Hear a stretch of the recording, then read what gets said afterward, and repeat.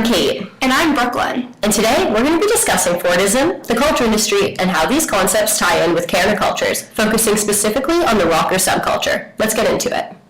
Fordism is an economic and social system that was started by Henry Ford, focusing on production within the automotive industry and the shifting towards a new production pattern, workday schedule, and worker incentives that would ultimately lead to increased employee productivity. Based on Frederick Taylor's theory of scientific management and the use of time and motion studies, descaling and specialization of the worker allowed for quick and efficient production of products. The assembly line forced workers to perform easier, fragmented tasks, causing the worker to master a specific duty and productivity levels to rise.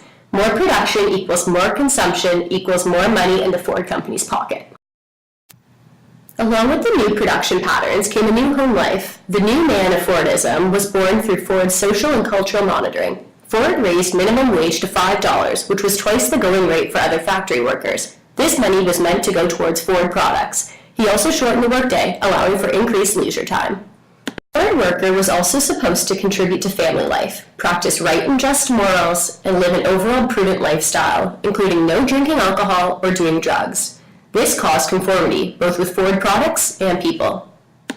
With this increase in mass production and conformity, Theodore Adorno and Max Horkheimer began to theorize about these new patterns of consumption. They called it the culture industry. The culture industry thesis is concerned with how the progress of culture serves to reproduce the dominant social order. It is used to ensure the masses follow and obey market interests for capitalist economic benefit. Mass culture is not a spontaneous production of the people. It is an instrumental product of capitalist corporations. Theodore Adorno and Max Horkheimer believed that capitalism interfered with the development of independent individuals by mass reproduction of dominant social order. Through socialization, ideologies are maintained. They believed that Fordism and the culture industry it created encouraged conformity and replaced individuals' consciousness. So now that we've given you a crash course on Fordism and how it led to the theory of culture industry, let's take a look at how these economic and social systems produced alternative subcultures, also known as countercultures. So what is a counterculture? A counterculture can be explained as a culture or lifestyle of those who may reject or oppose the dominant values and behaviors of society. Countercultures are especially prominent in youth. And what better example of a youth counterculture than the rockers of the 50s? Some major names still recognizable today due to their social and artistic impact in this subculture include Elvis Presley, Little Richard, and Chuck Berry.